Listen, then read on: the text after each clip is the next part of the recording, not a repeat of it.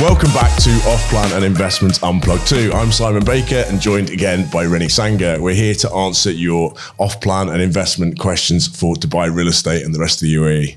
Right, Rennie, so today we're talking about 5 questions to ask yourself when investing in Dubai real estate. Yes, we are. So I guess you could position that as if it were us qualifying a client, if you're a real estate broker listing wanting to qualify a client, or if you're a customer looking to make sure that you are asking all the right questions to get the right answers and make sure that your agent is sending you, the properties that really fit those requirements. We're probably not even talking about which developer and which, specific investment to buy. The first one I would bring up would be budget and how you're going to finance it. So literally how much you're going to spend and do you want to carry on from there? Yeah, I guess, starting right at the basics, right? It was how much have you got to spend on this investment? And I think once you understand not only your budget, and even that, you can kind of dive a bit deeper into how much do you actually have available today? Because, for example, we have many clients who have put down, for example, like $1 million dirham being the investment or how much they'd like to spend, but they've got 80% of that they would like to do on handover.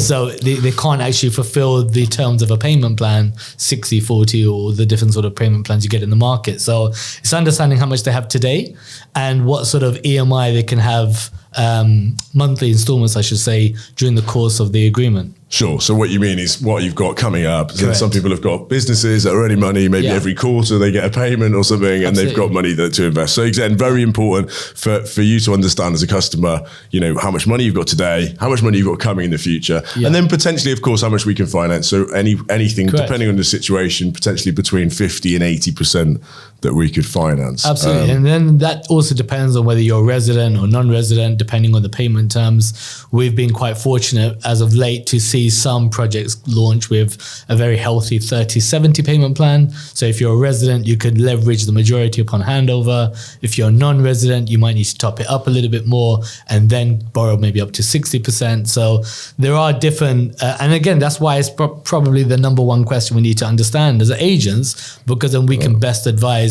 the payment plan that's going to work towards your financial goals. Sometimes obviously people find it a bit of a difficult topic, don't they? Saying, right, Rennie, how much money you got? Show me your bank account. But of course, very important, and also for the agent, for both the customer to understand how much they can buy, but also for the agent to then be able to provide the best service and offer the best property. 100%. So important to know how much money they've got now, how much you can leverage. So of course, and we talk about not over leveraging, but at the same time, paying completely with cash may well be a bit of a waste of your money, and you may well be able to use, in a market where you've got such high rental returns, which we'll probably come into in a minute. It does seem a shame that you're not using some of the bank's money. If you can borrow at 5% and make 7 or 8% income, then you're actually winning. Goes on to like the post handover payment plans where, you could do that with an interest-free loan, so to speak. So there are different ways we can kind of identify different opportunities. We have actually done a separate segment on payment plans. We should go back. It sounds like we've just opened up a load of questions and we could talk about that for an hour, isn't it? Absolutely. But I guess, so ultimately the agent needs to understand and the client needs to understand exactly, and the more transparency, the better relationship between the investor and your broker, the better they'll be able to service you. Absolutely. As a next one, what would you say is the next most important? For me, once we understand your budget, it's also understanding what are your goals, what are your objectives for this investment. And I say that with you, that are you looking to achieve just a great or a steady return on investment? Or is it a capital appreciation sort of play? Or are you trying to find a harmony of both? And once we as agents understand that, again, we can start to best advise where we think this particular project might benefit from substantial growth during the course of construction. If your idea is to flip, in inverted commas, flip, I think, is usually defined as something you do quite quickly, but upon handover, I should say. Or if you're looking to kind of hold it for maybe 10 to 15 years and get a steady income. I think you hit the nail on the head. I think obviously Dubai is a market where you can get very, very strong rental returns, but there are potentially options where the ones that are maybe at 8 or 9% rental return net, certainly, will have the opportunity for as much capital growth. They might be smaller units, studios and one beds that might not be as attractive to, in the future in terms of exit route to an end user. So I guess, if you can understand, if we can understand what that customer's looking for, and if it's a balance between the two, hopefully we can come back with the right solutions for that. Definitely, Question 3 I have here was who's going to manage the property. I think that's a big one. There's a few, obviously, that opens up a couple of new avenues as well. It's not as simple as, I think people are very easy to buy property in Dubai, and it was certainly very easy to buy property off plan. When it comes to handover, who's going to hand it over for you? Who's going to manage it for you? I agree. And I think that's a very, very big one. I think it's often overlooked because, as you quite rightly said, it's almost all too easy to get the first bit done, right? And buying a property. Absolutely. Who's then going to look after it and make it and turn that investment into an income producing asset is the way I like to look at it. And that's obviously the most important bit. Absolutely. And I think even if you dig a bit deeper, and this is maybe another, FAQ we get quite a lot, is why does someone buy through a real estate broker versus the developer directly? And again, that's a really big part of that, right? The developer, who sometimes we see offer some astronomical sort of return on investments because naturally they're trying to sell you their product, but it's actually having someone who's accountable, who has experience in that market, who have a dedicated team to say, this is actually how much we can achieve. Ironically enough, it's very rare that the developer ever actually rents it for you, manages it, does the handover or anything else. So and that's also twofold, right? So whether you wanted to rent it out long term, whether you wanted to do short term rental, and then obviously the property maintenance and management and everything else that we offer under the umbrella. I think we have that as the fourth one, which is what expenses to expect. So obviously, of course, it's great to hear that you bought an amazing property. Someone can manage it, someone can rent it out for you. But as part of that management, there are some expenses. Yes, there are. So your kind of startup costs, even when you're purchasing the property itself, which should naturally be the stamp duty or Dubai Land Department fee, plus your kind of registration and accrued fees. And then, of course, what you want to know from the outset is what does your upkeep look like during the course of, your tenure, whether you're owning the property yourself or whether you're renting it out. So, that's usually the case of a service charge. So apartments tend to be a bit higher, as we know, and townhouses and villas are proportionately cheaper. But you do need to understand that from the very beginning. Even when just trying to understand how much return on investment you're going to make, you need to understand, what your outgoings. Obviously, as a landlord, you're going to end up being liable to pay the service charge, and obviously any potential maintenance issues, which is important. You're buying something of good quality. Sure.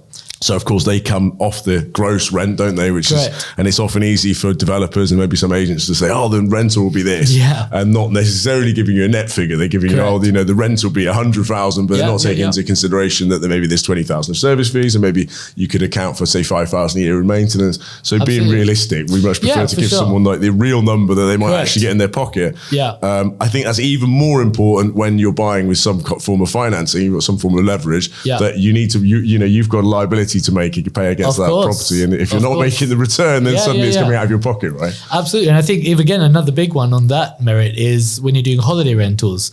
So it's so easy to kind of just flippantly almost say, look, we just put it on Airbnb later, but it's actually understanding the costs involved. What does the management fee look like? What are your overheads, your DWA bills, and so on and so forth. So again, I know we're very proactive in trying to give people those figures from the get-go so they can make an informed decision, but they are very much questions you need to understand.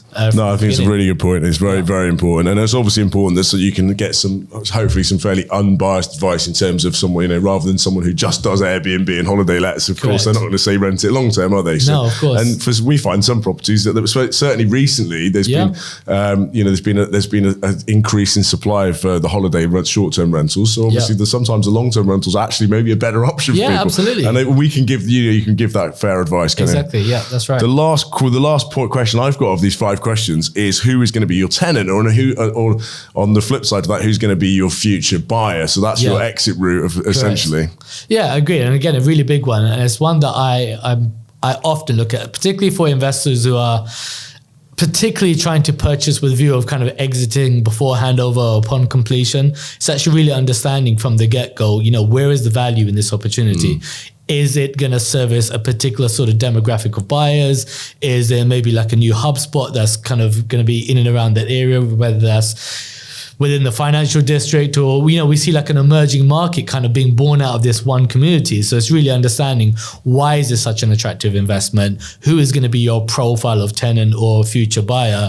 Is it going to be more of like an investor that's going to come and take it over later on, or is it going to be an end user? And of course, if we're looking to go for capital appreciation, you'd rather hope it's the latter, because end users would typically pay a bit more. You want someone to be buying it with their heart rather than their head, I guess. 100%, yes, and obviously that hence why we mentioned earlier that obviously typically studios and one beds might not appreciate as much as maybe say a larger 2-bed or a 2+ maids, which if you're quite rare, aren't they, for apartments, or a 3-bedroom. And that's mainly because that, you know, that end user buyer is going to be someone who's maybe needs 2 or 3 bedrooms. It's quite rare for end users to want to buy a studio, isn't it? No, absolutely. I've see it. And hence, hopefully, they would pay a bit of a premium because they're buying the view and they're buying the building and they're buying the community. Correct. Which will hopefully give that investor a bigger return on investment. Correct. And then they can obviously usually, upon handover, leverage with a mortgage where they may be more inclined to spend a little bit more, as you said, because it might be their future home and so on and so forth. So, yeah, makes sense. Definitely. Well, thank you, Rennie. I think that wraps up that short episode. Thank you for joining us, and we'll look forward to seeing you on the next one. Thank you.